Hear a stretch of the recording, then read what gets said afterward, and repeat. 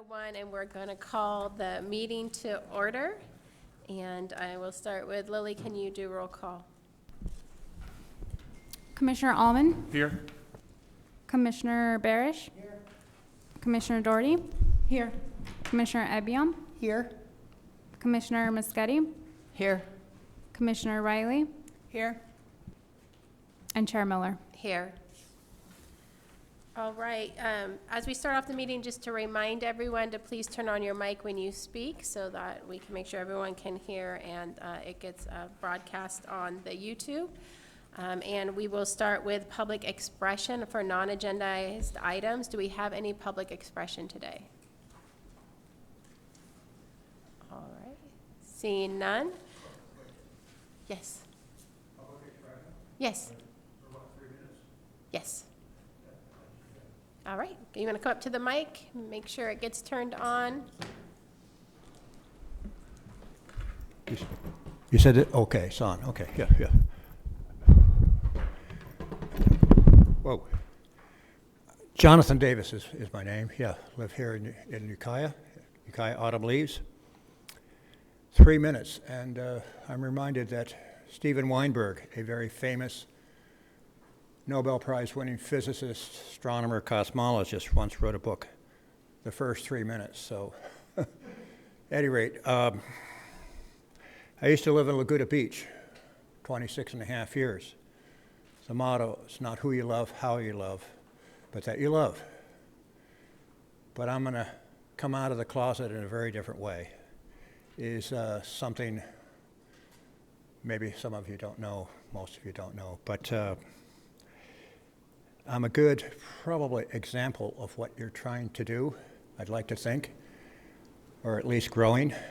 But at one point, early 70s, I spent 3 straight birthdays in 3 different mental hospitals, 2 of them state hospitals, one of them for 7.5 months, the big one down in LA, Metropolitan State Hospital in Norwalk.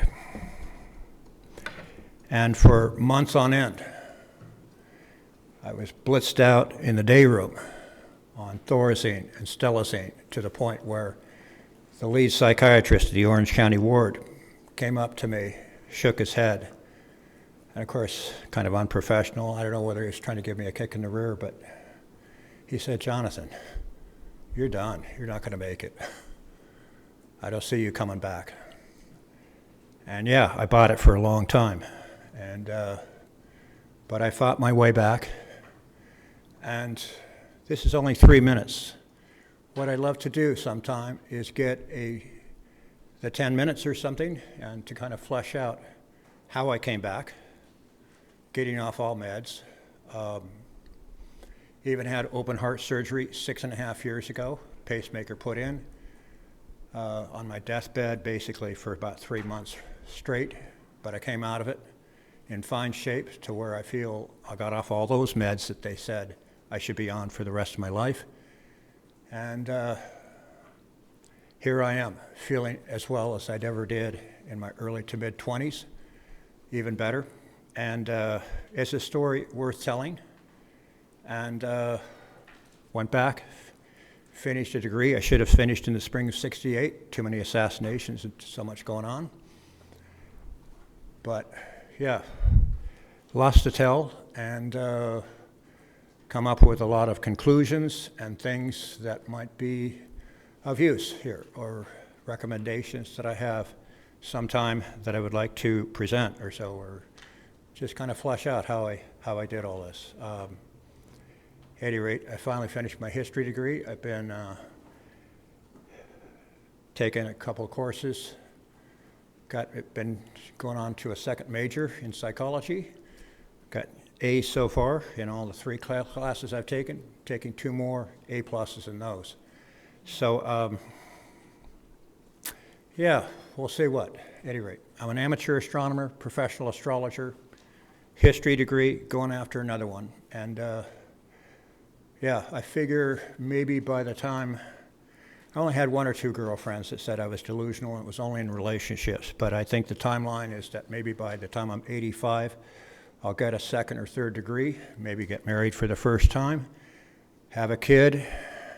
Yes, I know testosterone goes down, way, way down, after you're 40, but who knows? And maybe by the time that kid, healthy kid, is ready to cross the finish line for high school, I'll be 103, and maybe by the time I'm 105, I'll start writing my memoirs. But I'd love to speak for 10 minutes sometime. Yeah, thanks. Thank you. Any other public comments? All right, we will move to item 3A, discussion and possible action regarding the nomination and appointment of a vice chair of the Mental Health Treatment Act Citizens Oversight Committee. As we know, Michelle Rich was vice chair last year. She has stepped down from this committee. Behavioral Health Advisory Board has nominated a new member, and so hopefully they'll be at our next meeting. So we do not have a vice chair currently, and so we need to have a nomination for a vice chair. Does anybody have a nomination?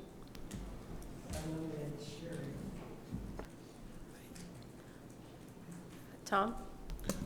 I'm not going to nominate her second. I just want to remind the committee that the bylaws that we have clearly say that whoever we nominate and elect as vice chair will assume the role as chair. And it's a 2-year position as chair. And so what we're doing is, I think that whatever election we do today, nomination and election, would be fit to finish out the original position, so 1 more year of that, and then whoever we elect today as vice chair would assume the role as chair for 2 years. Is that correct? That is correct, and this is my second year, so the vice chair will only get 1 year as vice chair and then move into chair. Thank you. Anybody other? Yes, Donna. I'd like to ask, moving forward, and this is just a question, moving forward, we are now dropping down to the 1/8. Is that correct, as of April, as of May? As of April, yes. Or as of April. So I'd like to ask, and I know this is probably a stupid question, but I'd like to ask what our, other than fiduciary, what our responsibilities are going to be moving forward. Are we going to be meeting quarterly, which I know we're not going to talk about today, but have the major decisions been made? And that has nothing to do with who's chair or not. You only have so much power as chair. But moving forward, we're at 1/8%, so that's operations only. Is that correct? It will be operations, but I do believe that the PUF will be not finished, where the PUF is projected to be finished in October 2025. So there may be additional conversations regarding the psychiatric health facility. We do have an RFP going out for substance use, so that could be something that happens before I step down, or it could happen when the new chair comes up. And we could have additional dollars for facilities or services that could also still be on the table for us to decide. We did apply for a grant for the psychiatric health facility. If those funds come in through, if we get awarded that grant, there'll be additional dollars that we have to use for a facility or services. So there will be some additional, I think, conversations to have. Can I weigh in on that? Yes. And Donna, you're right. The technical income part of this committee will soon see a drastic reduction. But still, that drastic reduction is going to leave 1.7 million a year. And I hate to sound like a national presidential candidate, but the best is ahead of us. It is. Because the legislative intent of Measure B was to improve the life of mental health patients, victims, if you want to use that word, I do, as well as substance abuse. And Measure B is oversight. And while our Board of Supervisors does an admirable job, I don't want the intent of Measure B to be forgotten and just occur Tuesdays on Low Gap Road. Whoever's going to be the chair following Janine, and Janine's done a fine job, is going to be leading Measure B through the time of the construction of the PUF, which is the most critical part of Measure B, as well as overseeing in terms the programs that we've started, whether it's the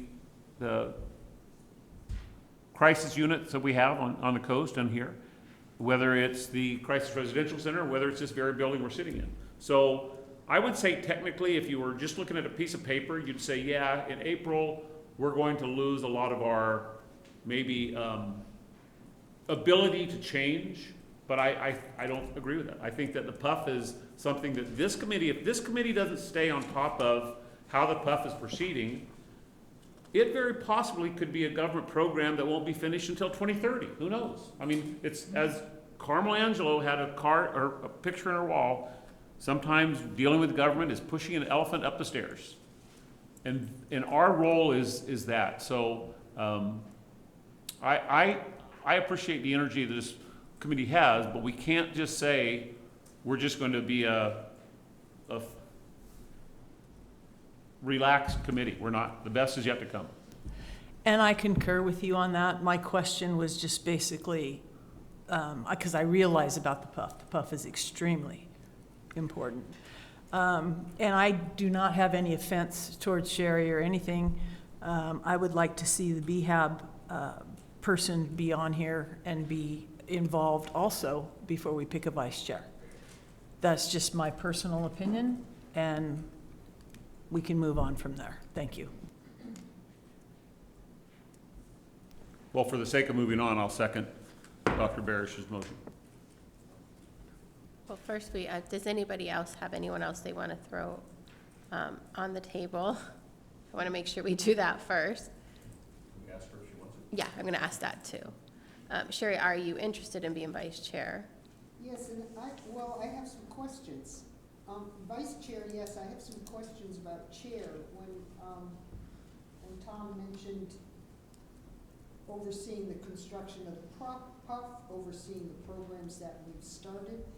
So as someone who's not internal to the county, how would I integrate that position as chair with doing that? Sherry, I didn't say that with the intent of overseeing. I mean, we have people like Dan out here who works for the county that he would be daily overseeing. I think it would be more of a oversight of progress reports, but not physical going down there and say, you know, that room needs to go over there. Right. It's what is our intent? What is Measure B Committee's intent of the PUF? And is that intent being relayed to the actual brick and mortar? So that's all it is. And can I weigh in on that, please? Yes. So basically, you have some control, but not very much. Yeah. So those of us who have been chair, no. You go over the agendas, you lead the meeting, and basically you have no other power than that. Okay, very doable. That's it. Yeah. I mean, would you agree with me, Commissioner Allman? I agree, and control of the meeting. Yeah. That's it. That's it. So I'm sorry, and representing us to the Board of Supervisors. Representing, if there's something that's going on, it would be the chair's responsibility, I would believe, to get on the board's agenda and to represent how we as a committee either feel or to be a referee. If call a strike, and if something's not going right, be ready to say it. And you're pretty good at that, actually. So that is prior to, some of the chairs were going to the board meetings and doing the presentations, which I think is best practice.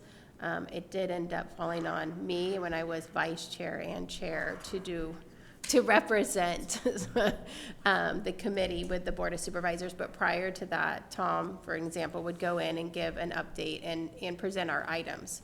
So talk about why the committee voted on an item and why we're supporting going forward with that item. So that might be something that falls back on. There was a question regarding the BHAB member. I will just note the BHAB member who will be joining Measure B is Joe Arlington.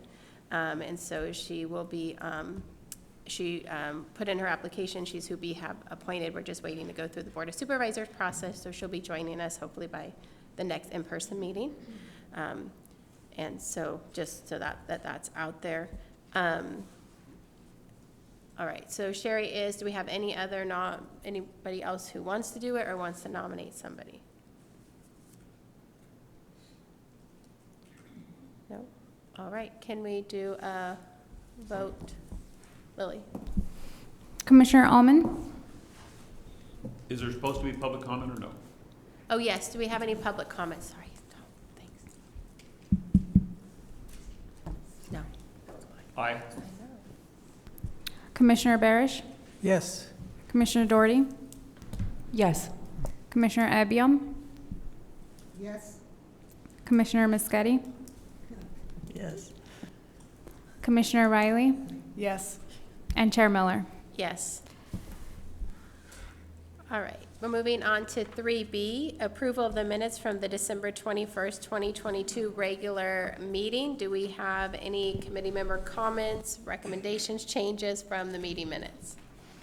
I have no edits. I'll make a motion to approve them as submitted.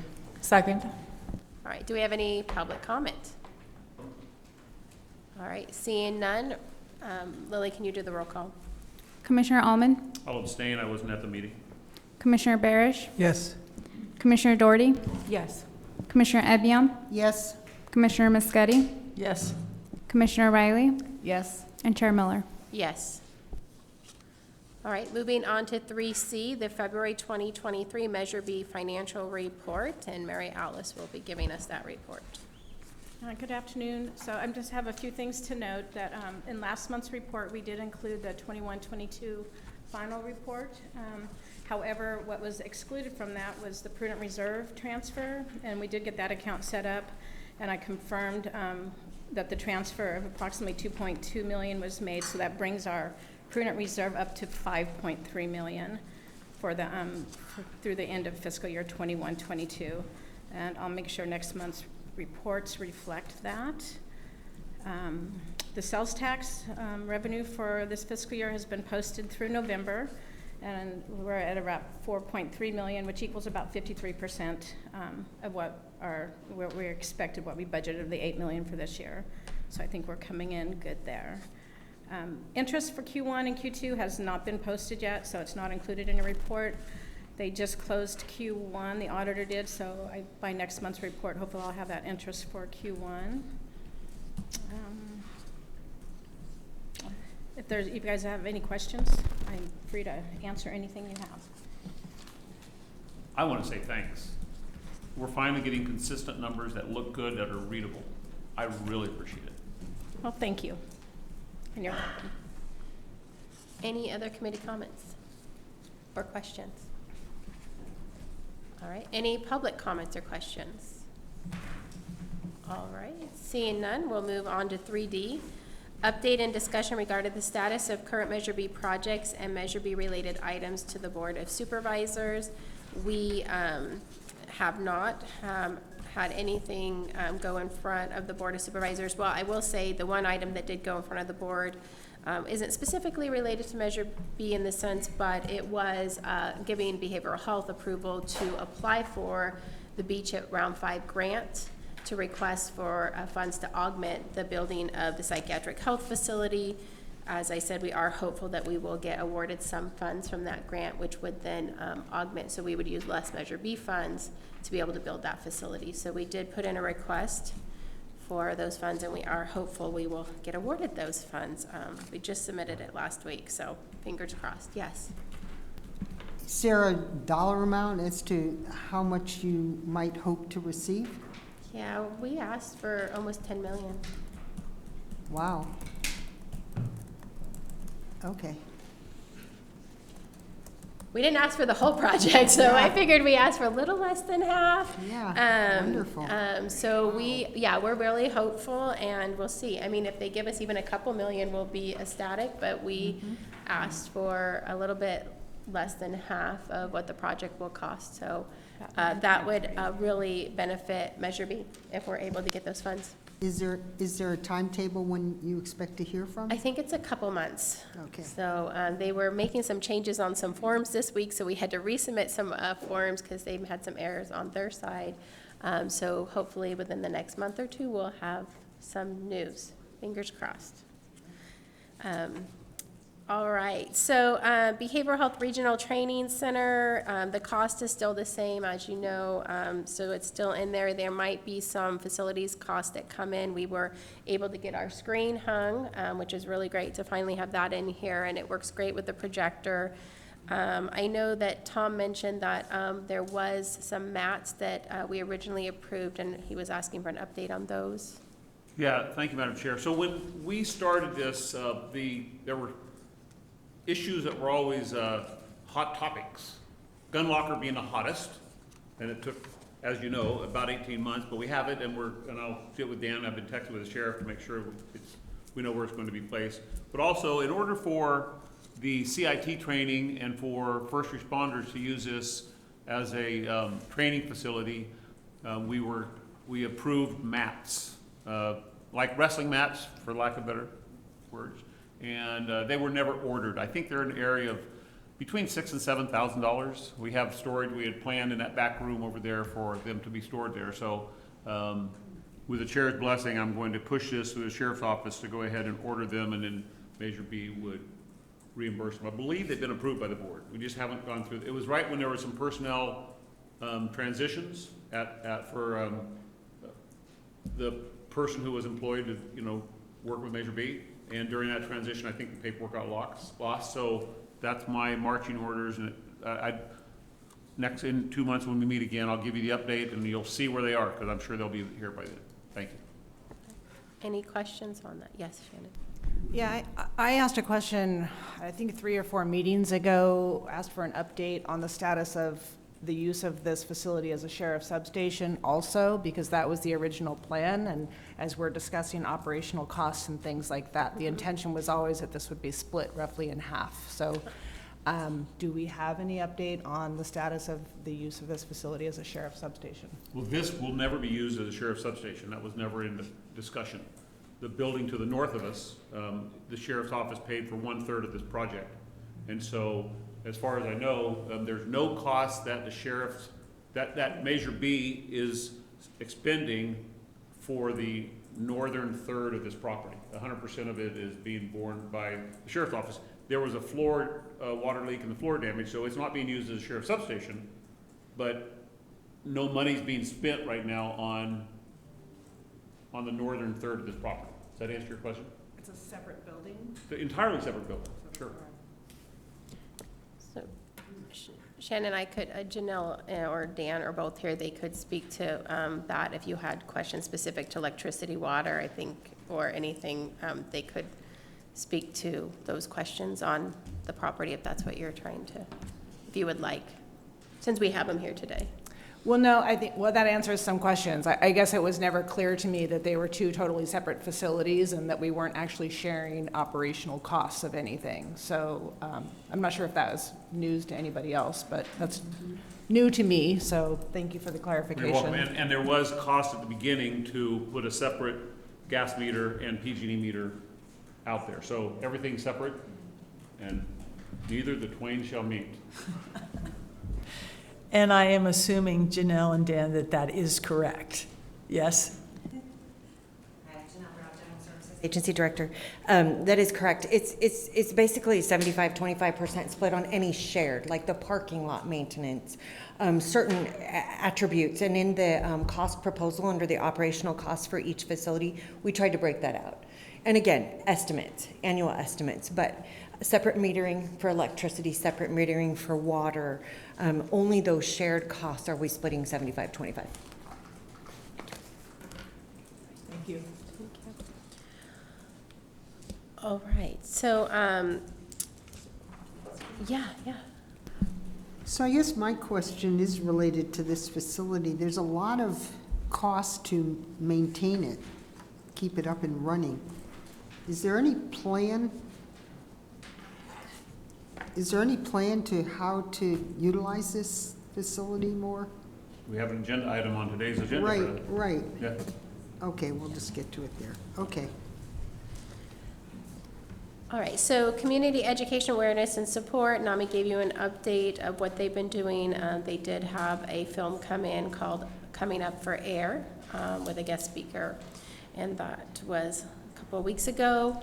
There's update on the crisis assessment, psychiatric hospitalization aftercare, crisis residential treatment. They've served 53 people to date, which is really great. Remember, it's an 8-bed facility. Average stay is 30 to 60 days. The crisis respite, good news, it's done. They are in the hiring process with the plan to open the first part of March, so really good news on that. Mobile crisis response continues to serve people. This year, for fiscal year 22 to 23, they've gone out on 224 calls with law enforcement, and they continue to do that. We continue to expand that program, looking to hire more and really expand it. The audit, I think we have an ad hoc committee who is supposed to be meeting on that. I don't have an update on that for you guys, but hopefully we'll get something back from our ad hoc. And then psychiatric health facility, we are continuing to work on that. We're working towards demolishing the old building. We have some plans we're starting to get in place and really have a view of what it might look like. Unless I'm looking at Dan and Doug, last I know, we're still set for October 2025 for done and operational. That hasn't changed, right? No, we don't have any. Yeah. Yeah, so that is our current date that we're looking for. And so, and I'm happy to answer any other questions we have on that. And we obviously have Dan and Doug here. They're part of that committee that works on that. So that's the update for the projects. I have a question. Yeah. On the crisis residential, I know that there was great discussion before Measure B passed that other counties, I'll use Lake County for example, because they don't have a facility, we would see an influx of some of their citizens over here impacting our mental health care services. On the crisis residential center, are you seeing such? And follow up, with empty beds, do we contract with other counties so we can use it as a business opportunity? So we contract with Lake County for 1 bed at the crisis residential treatment, so they have a bed that they can use and they're contracted for 1 bed. I don't think we've seen any more influx than we've always had. We've always had influx of Lake County residents coming over here both for substance use and mental health treatment. So I wouldn't say that it's gotten more. But we do have, Lake County does have 1 bed, and they can always extend that to more if we have an open bed. But yes, if Lake County needed 2 beds and we had a vacancy, yes, Redwood would take them. We have not had a lot of vacancies. The only time they've been down is when they had to do COVID measures, but that facility is being kept pretty full. Wow.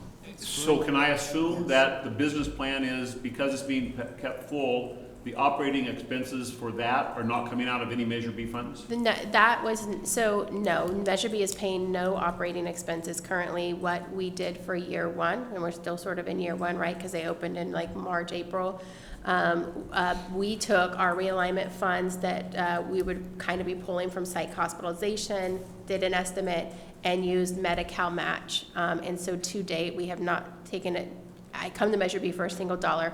We were going to look at the end of a year to see, can we fund this through Medi-Cal realignment reimbursement, or would it need Measure B funding? At this point, Medi-Cal's doing a decent amount of match, and the property is able, of course, we'll see at the end of the year, but it's funding itself at this point. And follow up, it's in a very prominent spot of the city. Has there been any negative impact, and maybe Mr. Riley would help me on this, has that building, some people were concerned there was going to be a negative impact on whether it's a real estate building next door, whether it's DMV across the street or so forth, and I haven't heard anything. Has there been any report of a negative impact during its use? I will say I have not heard anything, but I don't know if Shannon has. I have not. If I may, through the chair, no, none that I'm aware of. Thank you. Yes. So I just have a question about the PUF. The committee's hasn't seen the proposal by Telecare, is that their name, or Telecor? I can never. Telecare. Telecare. I'm wondering, I mean, I was, I guess, surprised to hear that there was one bed contracted with Lake County for the CRT. And I know there was some talk about doing that for the PUF as well. So I guess I'm wondering what the contractual picture looks like with Telecare. So Telecare did a request for qualifications. They have not wanted to enter into the formal contract because we're not opening. So to go Right. into a contract now, they're not opening. They have a proposed budget of what they say it will cost to operate a PUF or a super PUF. We're moving forward with a super PUF.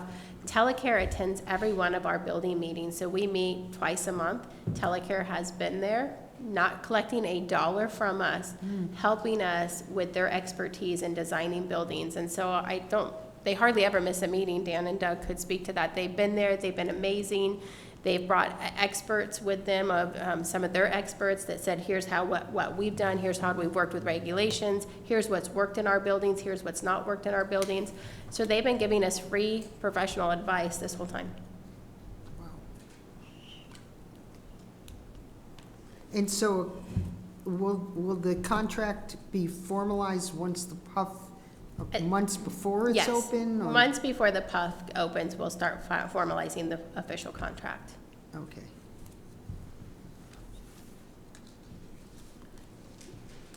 You said crisis respite at first. Are you using those interchangeably? Crisis respite for Fort Bragg. That's what They did do crisis respite on the Fort Bragg. Yeah, I read about that. Yeah. But is Measure B's not involved? Yes, Measure B funded that project. We agreed to fund it for 4 years so they could get it up and going. Just operational. We didn't build anything. They had a building, we just funded the operation part. Right, so Adventist Health is kind of in your hand in that as well. It's an Adventist Health facility, but Redwood is running the process. So Redwood moved on to the hospital grounds into one of their old buildings, retrofitted it. That's where now they're running all their crisis services out of and opened a 4-bed respite center. Thank you. Yeah. Okay, not to beat a dead horse, but with the PUF, you know, one of the things that that is being worked on is a long-term financial plan after this 5 years.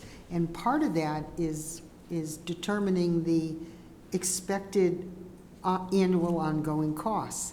So I'm wondering, the initial number that was thrown out regarding the PUF was large.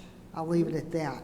And so I'm wondering how that number will be determined without an actual contract with them. Even if we had a contract, we wouldn't know their numbers, right? They're going to have a CPI built in, right? So of expense, you would never go into it without having a CPI that really says, okay, we know it could go up so much percentage. Part of when you look at contracts, not only do you have to look at what they're going to cost, but then Medi-Cal reimbursement can change on a yearly basis. So we have to build in an estimate of what we're seeing Medi-Cal change over the year, and then what they're projecting their change would be over the year. So it's a working with Telecare to look at. We kind of know where they're at now.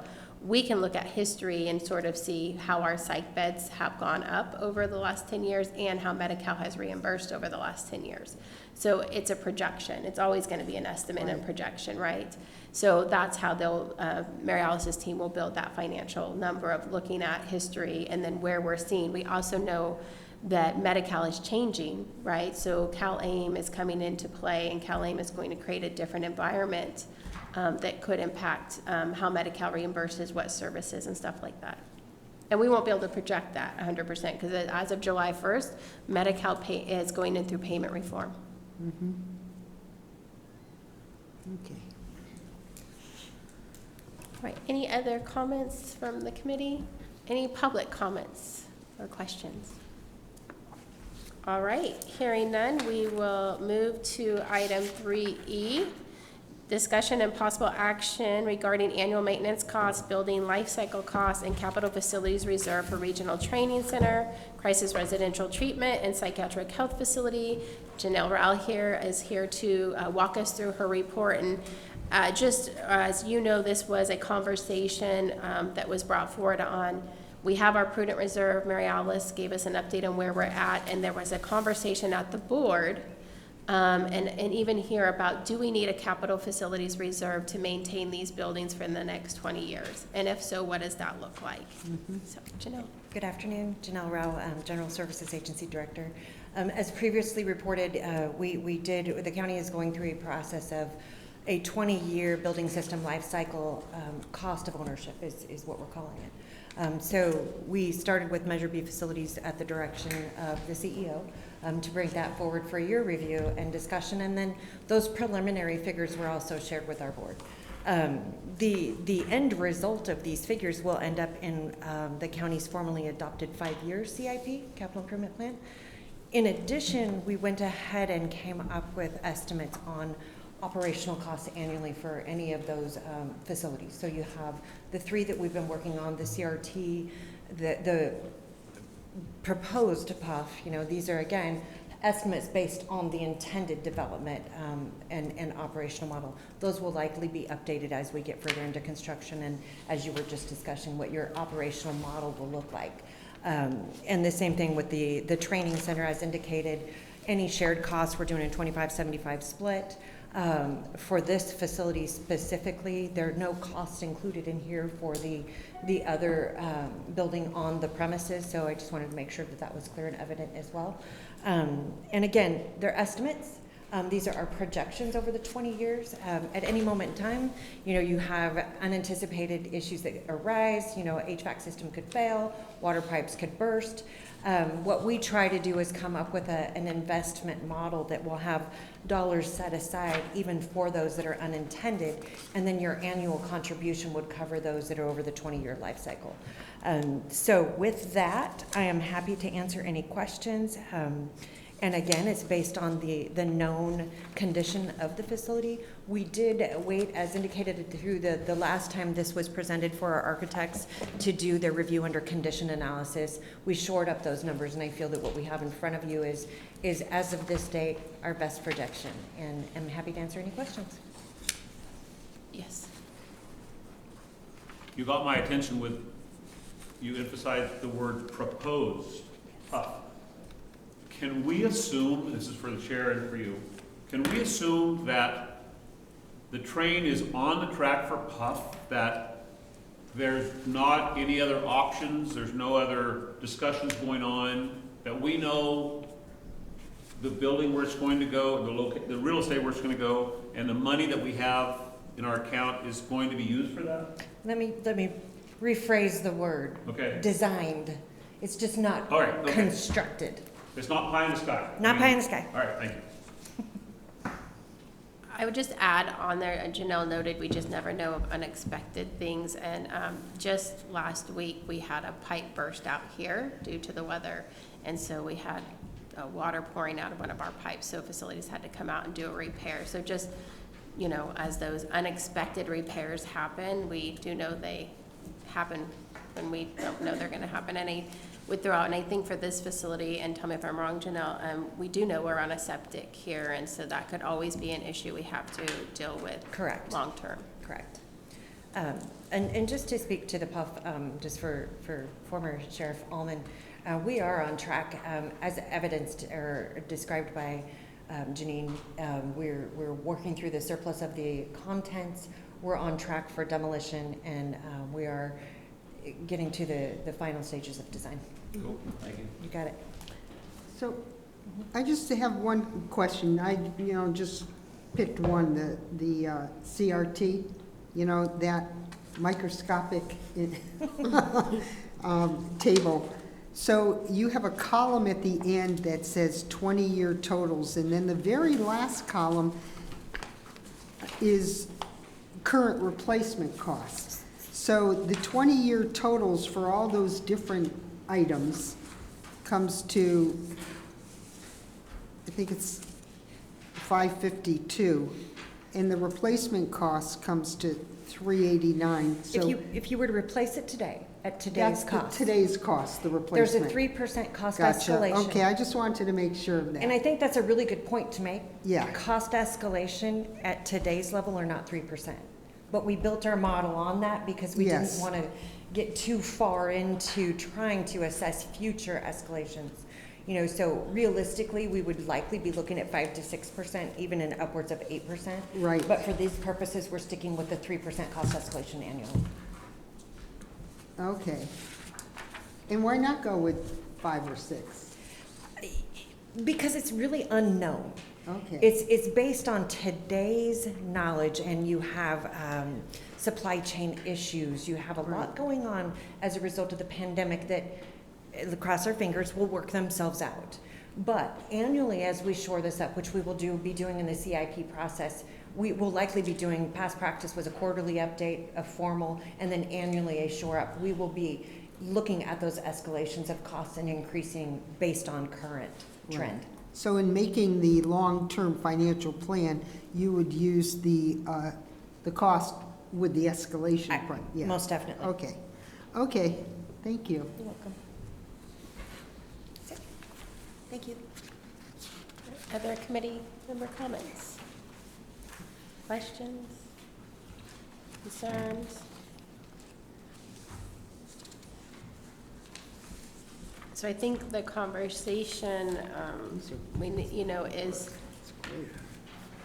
do we need a capital facilities reserve, or do we think our prudent reserve will get to a point that it can both sustain the cost of services, should we need them at some point, if we have an overrun of the CRT or the PUF, and cover the cost for capital facilities maintenance? So I think that's a conversation we need to have. Or do we need a capital facilities reserve so that we have that prudent reserve if we have an overrun in our psychiatric health facility? We know that, we're going and knowing we're going to need some Measure B funds. I think we've been clear on that. We know that those service funds are going to have to augment the PUF at some level.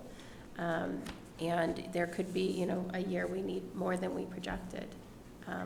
When people go in without insurance, that's 100% going to be funded differently than if we can get a Medi-Cal match. So I think that's the question today.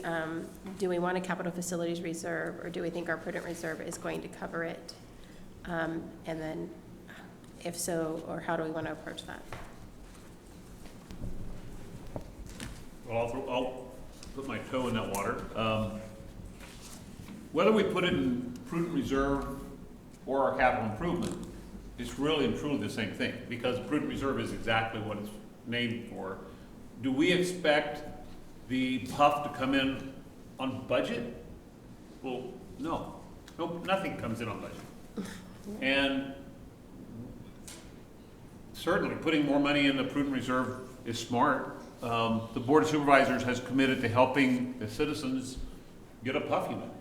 And so, if the chair desires to put more money in the prudent reserve, I'd support it. But the truth of the matter is, we have expended almost all the money that we're going to. We've obligated almost all of our money already. There's no extra bucket of money, that people believe there is. And so I'll go on the chair. What would the chair like, one way or the other? The money's not going away. We're not going to expend the money, so we can put it in, account number A or account number B, but we're not going to spend it until we get the PUF. Hope. Sure. So a prudent reserve, in my mind, the way I think of it, is for emergencies more than anything, as opposed to for planned expenses. And capital facilities reserve that Janelle just went over, that's not emergency stuff. That's stuff that with good management plans for. And so to designate an actual amount of money to cover those expected planned costs is a good thing. And so I think that we would want to carve out of that bucket of prudent reserve a capital facilities reserve for exactly what Janelle described to us, and then we realistically see what's available. Without doing that, we don't have that realistic picture of what's available. And that's the guiding the guiding light to go by. So that's my 2 bits. I would just challenge you to sit, and I'm saying this with all due respect to the board supervisors, to sit in a boardroom and hear a cost coming up, and then ask yourself, is this an emergency or not? You know, let's, for example, let's say the PUF is being built, and Dan comes to us and says, looks like we're $2.3 million in the red on this. Will that be an emergency? Some people would say yes, some people would say, gosh, I don't know. So a prudent reserve is exactly that, it's a reserve. I don't think that anybody should tie it to any one word, emergency or cost overrun. It's a reserve. And remember, the Board of Supervisors, as the elected representatives of this county, they're the only ones who get to decide how to spend it. So it's their definition of emergency that's going to decide how it's going to be spent. I hear you, and at the same time, what Janelle described to us, to me, are realistic expenses to be expected going forward, not emergencies. And what you're right, what you bring up, if someone comes up with a 2 million cost overrun, blah, blah, blah. And yeah, you can get into the gray area of what's an emergency and what isn't. And I'm thinking of a capital facilities reserve as not a gray area, but based on all that information that we just received for operations and replacement costs. Well, the elephant in the room is, and let me just say this about Janelle, her crystal ball, I've known her for 20 years, is really good. Uh-huh. However, the elephant in the room is the cost of mental health is the cost of mental health.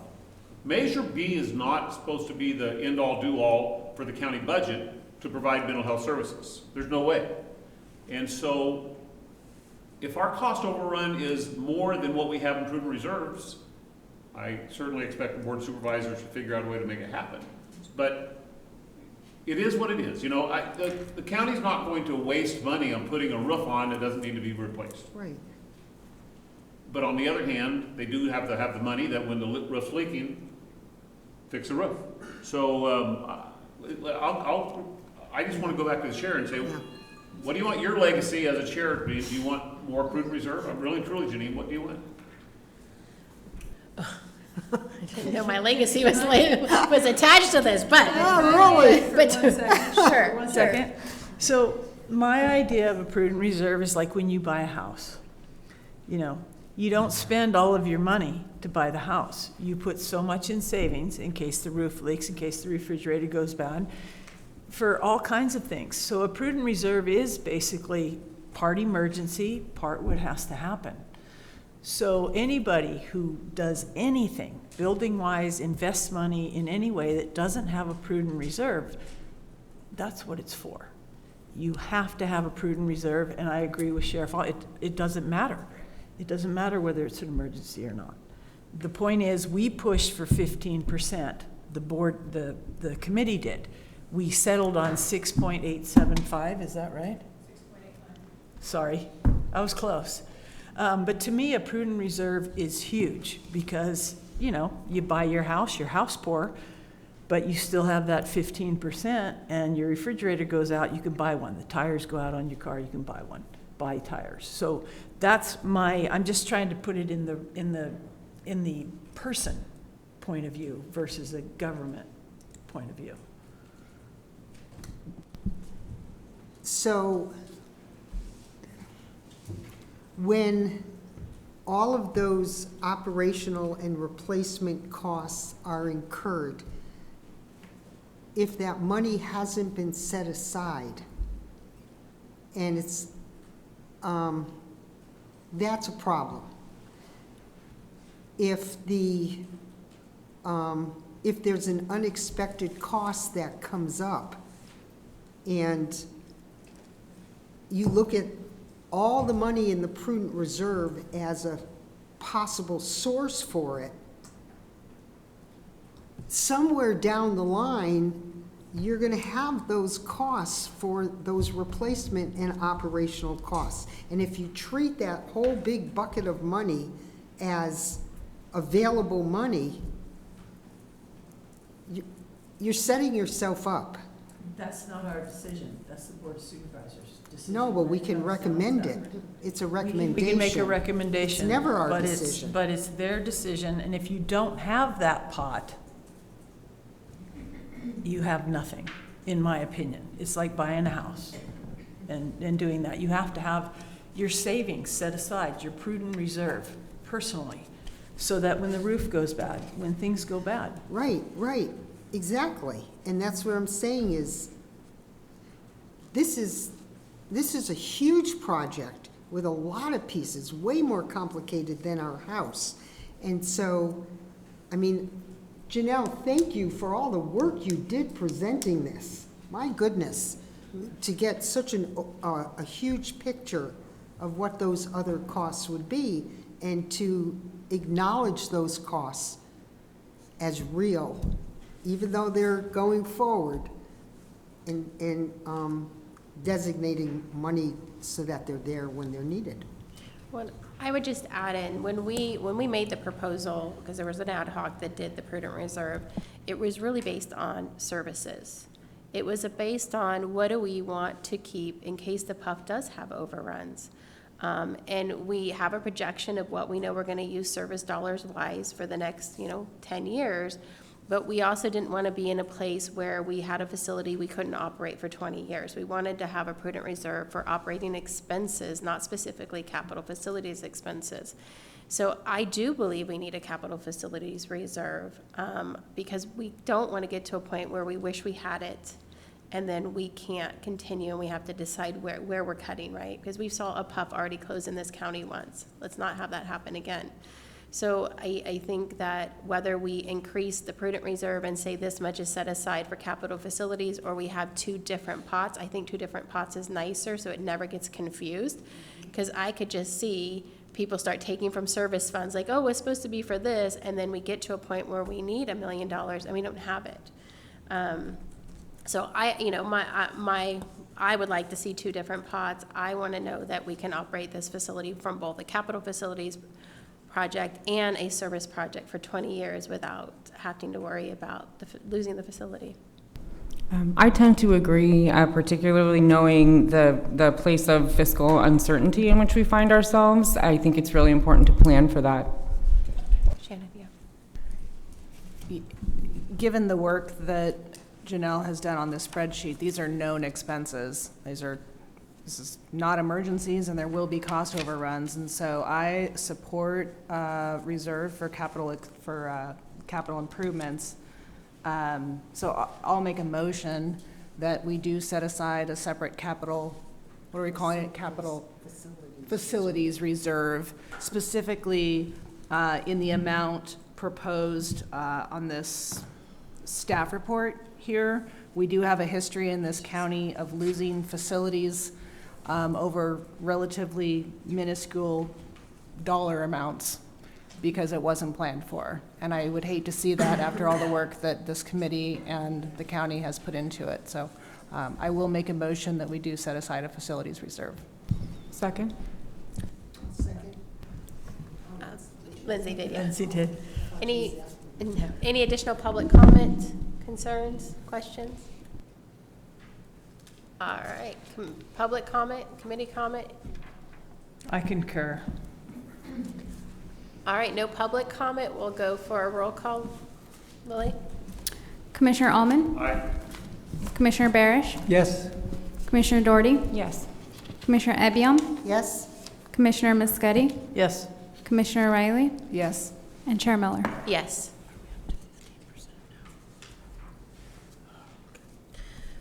All right, item 3F, discussion of possible action regarding marketing strategies for the Behavioral Health Regional Training Center.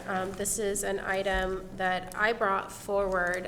We have done some marketing strategies, and I think there are more we can do. We've done a lot of what we can do without putting cost into it. So we've tried to really do the marketing we can do without having to put any additional dollars into it. I'm bringing this forward to discuss, are there dollars we want to put into marketing this facility so it gets more use? And what are some different strategies? And we call it a Behavioral Health Regional Training Center. There have been questions about can they use it for other types of events that may not be committee meetings or trainings. And so I want to throw all of that out there and have a discussion of strategies, and do we want to put some funds into marketing every year so that we can get this facility more widely known? Yeah. May I ask for some additional information? So we've just seen a report that indicates that the operational costs of this facility are over $34,000 a year. Can you characterize for us what kind of revenue it is bringing and the frequency of its use and what it is being used for? So most of the agencies running it fall within the $30 a day revenue. And on average, we are seeing it about 4 to 6 times a month being rented. You know, most of them have been trainings or committee meetings, but we've had some other conversations about could they have an event out here and what would that look like. And so that's mainly what we're seeing. If I could ask for additional information, when this project was originally proposed, it was on the basis of need, that we needed this facility. So what are we missing? What's not happening here that we thought was supposed to happen here? I would say I'm not sure that all of the organizations that could be using it are using it. I can say behavioral health has been using it. We do rent it. We do pay the $30 a day. And so we've actually been, you know, we just are looking at can we do the behavioral health advisory board meetings out here. So we've been looking internally to use this facility as much as we can. You know, we do get some other county offices that are asking to use it, and we've had a couple outside entities using it. I don't think we get outside of this area a lot of knowledge of the facility and really have it advertised at a place that maybe someone would want to come down and rent it. So that's where we're looking at, do we do better marketing to try and put some money into marketing and really like advertise it as, hey, it can be used for anything. Is this convenient for anyone? I mean, when I got here, and I think other people arrived after me, there were 15 vehicles in the parking lot, mostly single occupancy probably. So I don't think we did a carbon footprint analysis on this, but we had 15 people, county staff, IT set up. People probably got here early to heat the building up.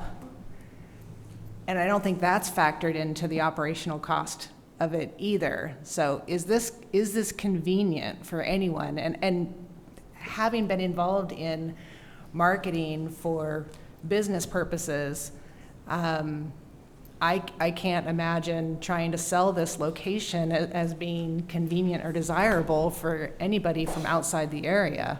I'm not sure it's convenient for people inside the area. Yeah. Well, with all due respect to my friend from the city of Ukiah, this is Redwood Valley.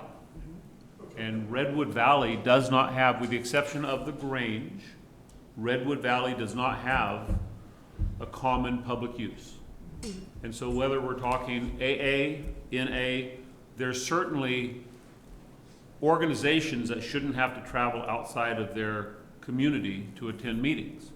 And so the marketing strategy without hiring a public relations firm could be handled. I'll give you an example. I called the sheriff, when I saw this on the agenda, I called the sheriff's office, the training center, and I asked her, why isn't the sheriff's office using this more? And she said, because the internet's not hooked up yet. Well, we all know the internet's been hooked up for a year here. Mm-hmm.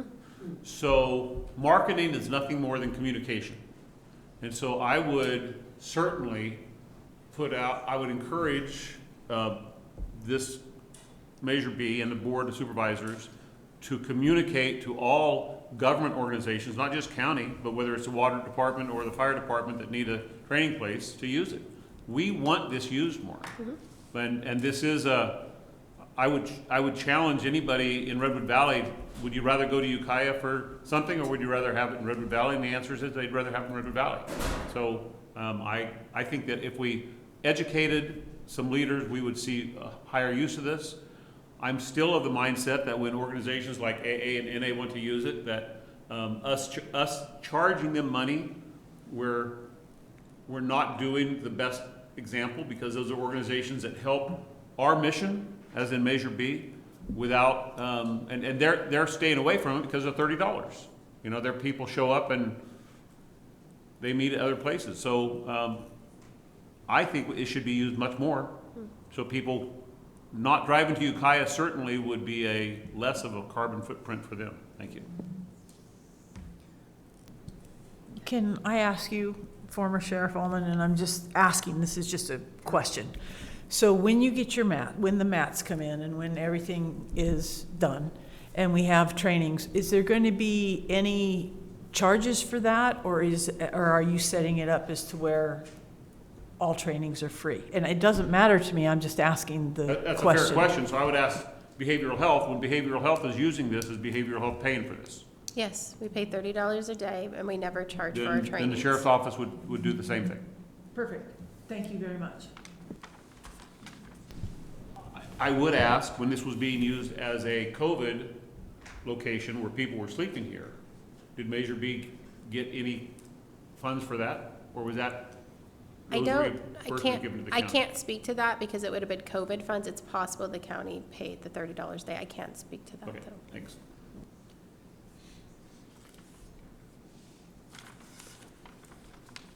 I would just add,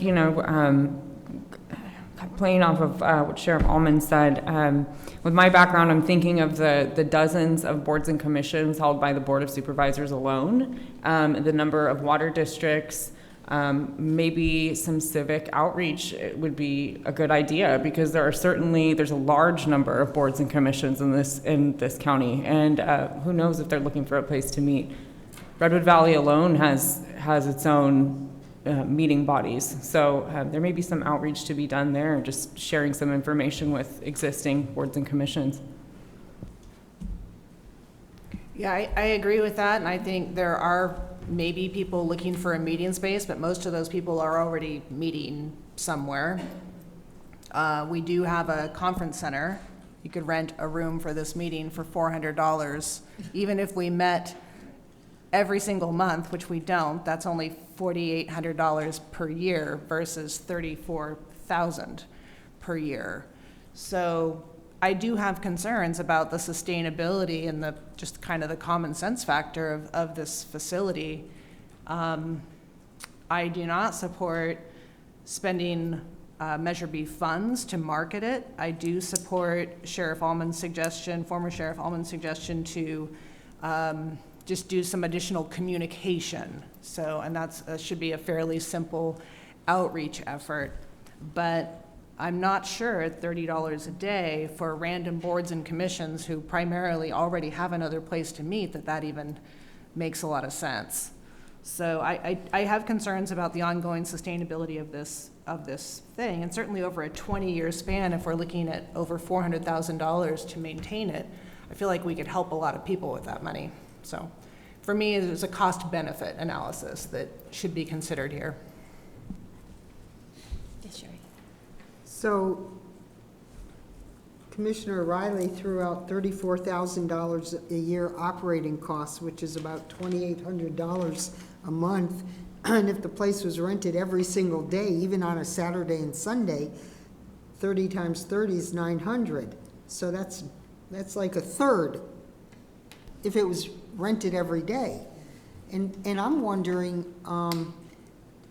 whether it's allowable to rent it to non-governmental organizations, and whether or not that have some connection possibly to mental health, whether or not private practices could utilize this space. And I don't know, do outreach in that direction, but outreach in the private sector. I don't think, unless I'm mistaken, I do not think that this is regimented to county, to city, to sheriff, to anything. Sons of Italy could rent this. Seroptimist could rent it. As long as we have internet and things, there's certain times when we need a little bit more than a microwave or that, but we could rent it. As far as I know, there's no, and correct me if I'm wrong, there's no stipulation that you have to be county, city, or mental health related. No, it's That been is a open. job, though. Maintaining and Yeah. running a Yep. rented facility is a job It is a job.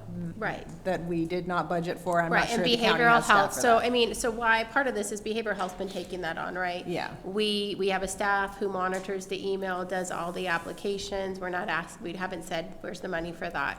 But behavioral health has created flyers and sent out color flyers and has, done some of the marketing, so that's really behavioral health who has been putting money and staff forward, which is why this was do we want to try to do a bigger marketing? Because at this point, behavioral health is paying for your colored flyers, your website, right? So when we do that marketing, you are taking money from clients because it means money not going to clients, right? It's money that's going from behavioral health into maintain this facility. And that's not talked about, right? And that's not, I'm saying it, that was part of Yeah. we do need to get it to where it's making some money, more than it is today. So what about even getting it to the point where it's a break even? And if it costs about $2,800 a month to operate, and realistically, it could possibly be used 20 days a month, that's $140 a day. So $30 a day to use it seems minuscule. And how would things changed if groups were charged $140? Well, when the proposal came forward, we based the training center dollars off of the Veterans Hall. And remember, it was let's try it for a year, see what kind of dollars we bring in, and then we might have to reevaluate the rates. But there were also committee members who were very much about, we need to charge no rate or a very low rate so that more people use it. So there is a split, right? Where do we meet? Where is that happy medium that it's going to get used and people don't say it's too much? And there was a concern for county agencies, for behavioral health to pay $140 a day and come out here versus use our free conference room, we'd use our free conference room, right? So there's a meet in the middle there that has to happen.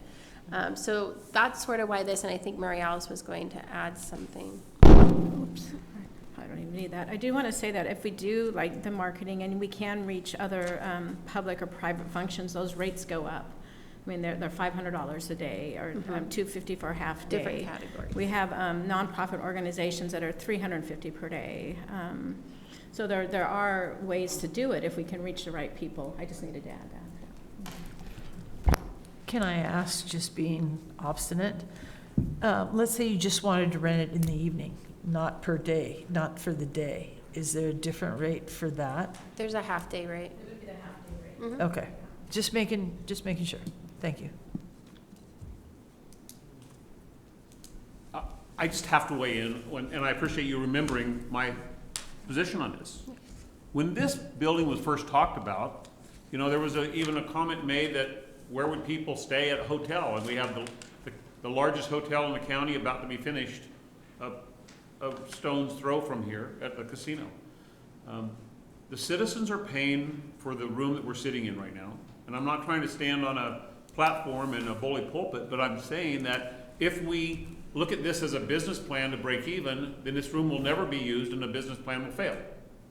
But if we encourage the county schools, we encourage the fire departments and so forth to use it at a reasonable rate, we are going to see public safety and the quality of life for the people that we are here for improve. So I would be very much against increasing rates, but what if I was for increasing rates? It wouldn't even matter because the Board of Supervisors sets the rates. We have nothing to do with setting the rate for this room. The board does that.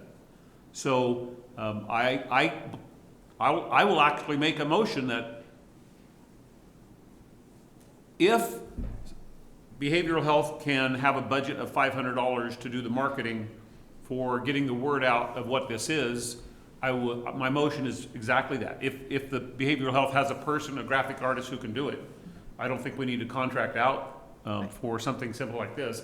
I'll make a motion, I'll say $1,000. I'll make a motion for $1,000 that between now and our next meeting, we not only have the graphics presented, but we have them mailed out, and the people who need to rent it know who to contact, the phone number, and the calendar can start filling up. So that's my motion, $1,000.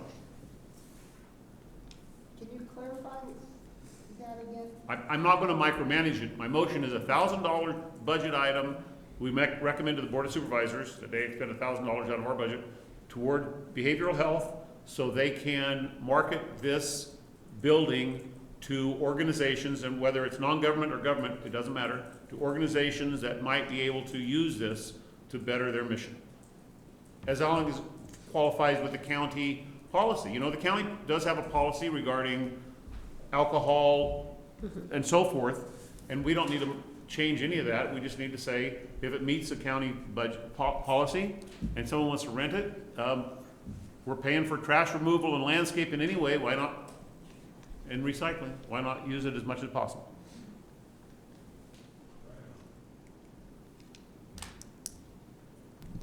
I will second that motion, noting that county time will be billed to that $1,000. And materials. Right. I have a question for Chair Miller. Does behavioral health have staff or expertise to create a marketing campaign for $1,000? We have staff. I think we can pull it off. And and what I would add in, I'm not asking, so much that you pay for the staff time. I really want the ability to be able to get the campaign out there. That's more important to me than the staff time. This building needs to be used. It's a great building. We might as well utilize it. So, I think behavioral health would donate the staff time just to be able to get this out there. And we need something. And so, yes, we'll pull it together. And I'm not so much worried about the staff time as much as if we can make a marketing plan, it's going to be beneficial to this building.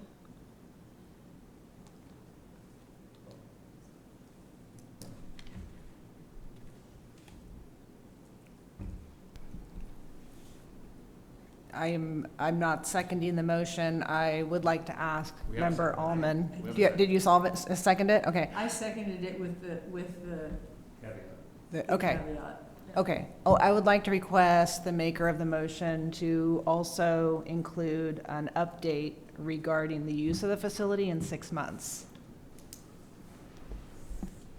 With all due respect, I think it should be a regular agenda item. Well, I do too, Then, I mean, if we need to put that in the motion and the second is okay with it, we'll put it on the agenda item of not only who's used it, but what the plans are for next month. Sure. And what the problems are. We need to know what the Yeah. problems are.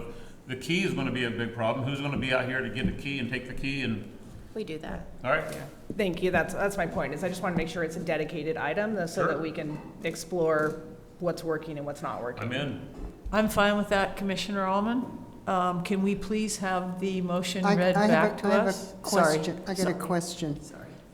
So is there staff currently in behavioral health that you believe is capable of carrying this out? Yes. Okay. The marketing campaign or, Yeah. or maintaining the building? We already maintain the No, building. marketing, the Yes. marketing piece. Yes, and we already maintain the building and Yes, hand the key yes. off and on and Okay. somehow. So before we vote, can I please have the motion read back? So the motion on the table I have is $1,000 budget for BHRS for marketing of this facility, to have a graphics presented and mailed out by the next meeting.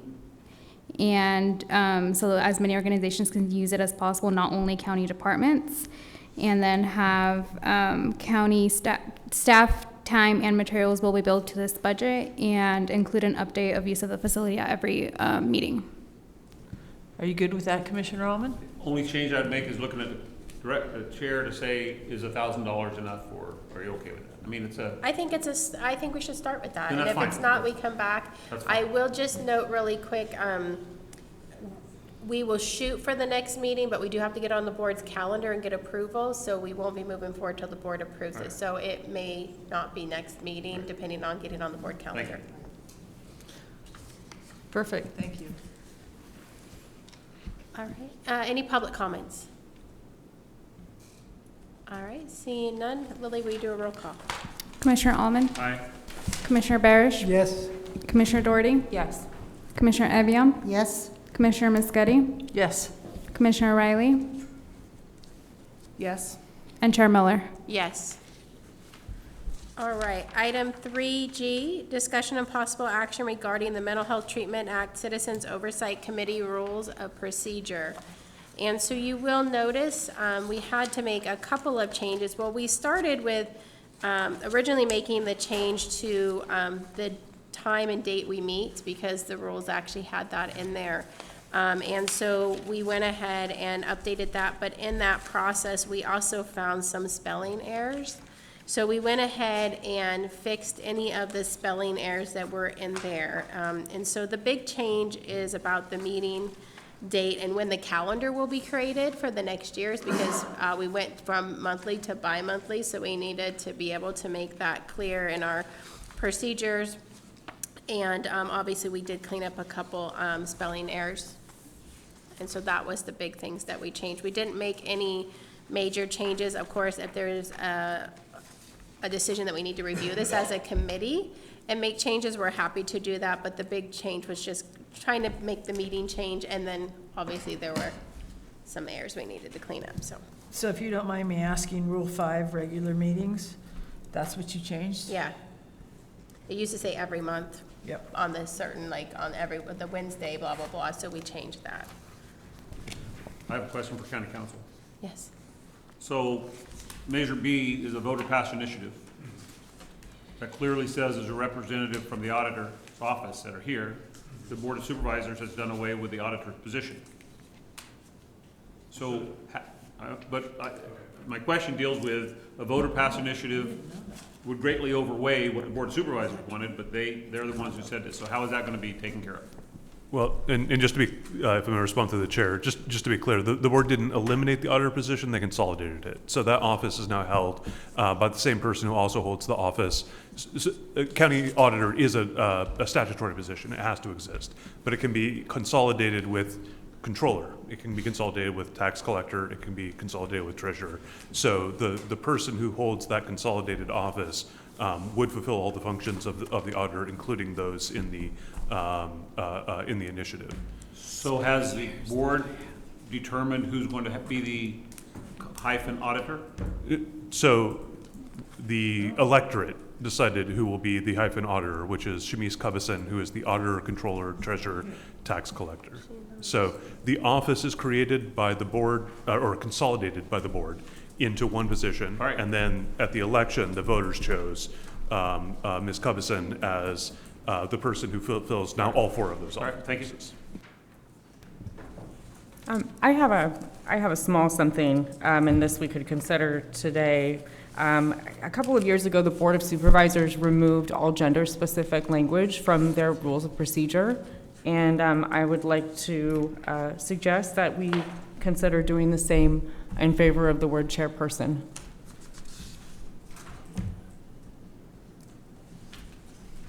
Wait, Lizzie, I'm sorry, I didn't understand the whole question. I'm sorry. So a couple of years ago, the Board of Supervisors had a very similar sort of rules of procedure for their meetings listed, using words like Mr. Chair and Madam Chair.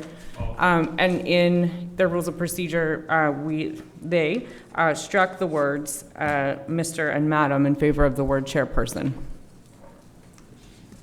Yeah. Any other comments, questions, changes? Are we good with this? Mind I make a request? Yes. Just Rule 8, I think that was copied from the Board of Supervisors Rules of Procedure. Yes, it was. From time to time, the board sort of changes how much attorney time they want to pay for spending on the various advisory body meetings. I would just suggest if you could strike out Rule 8. I'm happy to keep coming here, but if the board were to decide that's not where they want to put resources, I wouldn't want to be in conflict with your rules. All right, any other comments or changes? All right, so, Go ahead. Was a suggestion about the non-gender specific about chairperson, that was a suggestion. Do we vote on that? yeah, we'll add it into the recommendations. Once everyone makes them, we'll go back and say. Okay.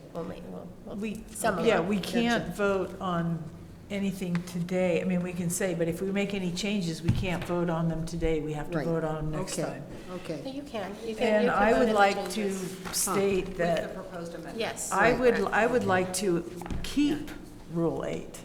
Sorry, but that's me. All right, so we have two recommended changes on the floor. One is to change Mr. and Madam Chair to chairperson. And then we have the recommendation from County Council to move Rule 8, and Donna would like to keep Rule 8.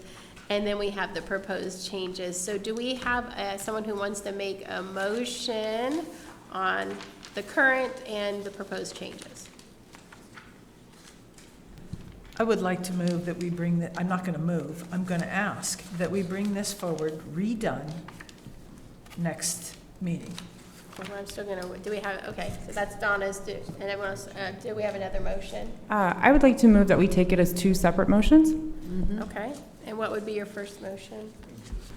First motion would be to strike any gender-specific language from the rules of procedure in favor of the word chairperson. And would you add on the accept the changes made by the current other changes? And accept, yes, and accept the other changes suggested by behavioral health. We're gonna take Rule 8 next. We're gonna do two motions. All right, do we have a second? I'll second. All right, any comments or questions? Public comments or questions? All right, Lily? Wait, could I please have the motion read back? Thank you.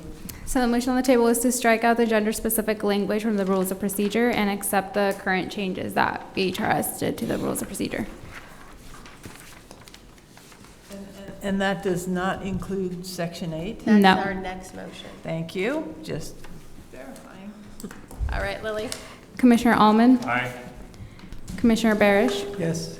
Commissioner Doherty, Yes. Commissioner Ebiom, Yes? Commissioner Muschetti, Yes, Commissioner Riley, Yes. and Chair Miller. Yes. All right, we have a second motion on Rule 8. On striking Rule 8, is anyone making a motion? I do not want to strike Rule 8. Well, Shannon is making a motion at the moment. Sorry. Please.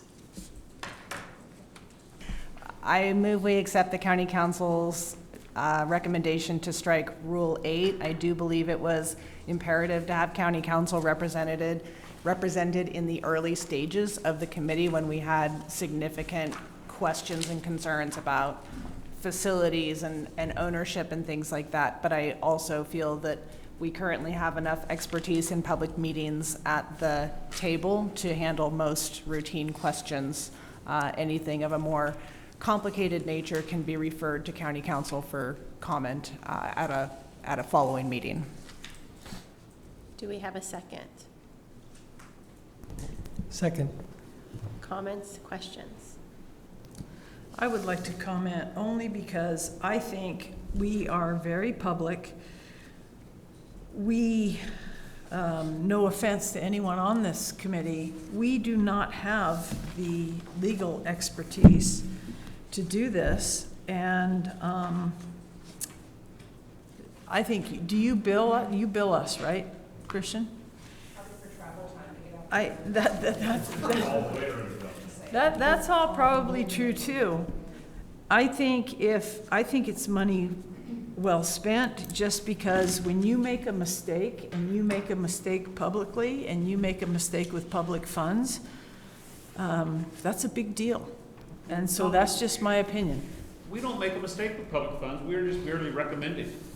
and the board does the spending. So what we could do is, if there was an agenda item coming up where we were wondering about it, we could call county council and say, hey, can you be on a conference call, and we'll make it time specific for this specific item. But I don't, honestly, to be quite honest, Kristen, you're a nice guy, but we don't need you, okay? Well, and what I heard County Council Curtis say also is that he could be here, but at some point, the Board of Supervisors might change direction, and that he may Right. not need to be here all of the time. But I didn't hear you say you weren't ever going to come again. And, Madam Chair, if I may, so I certainly take no offense. I just want to use county resources in the way that's the most efficient. And candidly, I have been multitasking in these meetings. I'm getting other work done because there's other things to get done. And I don't know that you particularly need me hanging on every word for what questions might come up. I would just, my main suggestion was don't have it in the rules. So there's flexibility there, and then I'm happy to be here as much or as little as this body needs. So could we just make a change, and I'm asking everybody, which I concur with everybody who said whatever, but I want you available when we need you. So instead of county council or deputy county council shall, let's keep it and make it may. Are we good with that? Make what name? Instead of being shall, which means he has to be here, Oh, we just change the word to may be available, And which means we still have the option to call him and he has to show up. if I may, I think you just need to change the rest of the sentence to be unless excused to at the request of. Well, that's why we have you here. What's the legal wording? You can just change, you change shall to may, and then instead of unless excused by the presiding officer, change that to at the request of the presiding officer.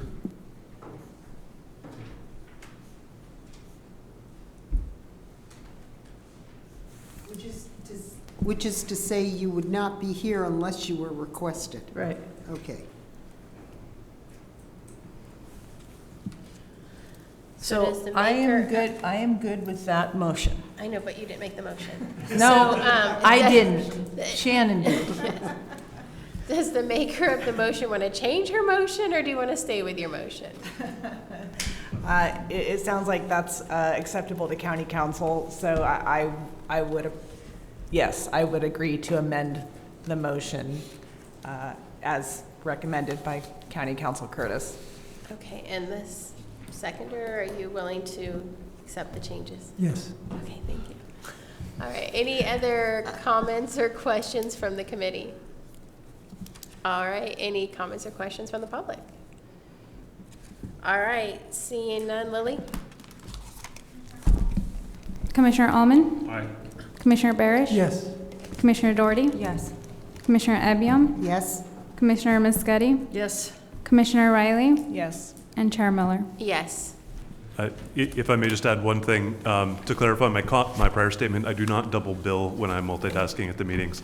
It's only for the time that I'm not able to spend on other things that gets billed to Measure B. Did you hear my whispering? That was exactly what I just whispered to her. All right, we're going to move on to committee member report outs. Lily? Commissioner Almond? I have nothing to report. I would challenge the chair to whisper into our 4th District ear that we need to have an appointment from the 4th District. And I would challenge County Council to whisper in our Board of Supervisors ear, we have a supervisor here, that the auditor needs to be reminded of what the responsibility is. It's a voter pass, it's not a choice.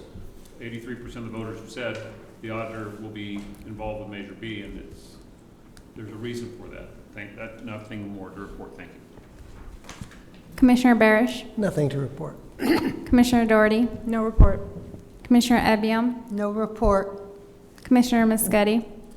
No report, but I would like to second yours on the auditor being here. Thank you. Commissioner Riley No report.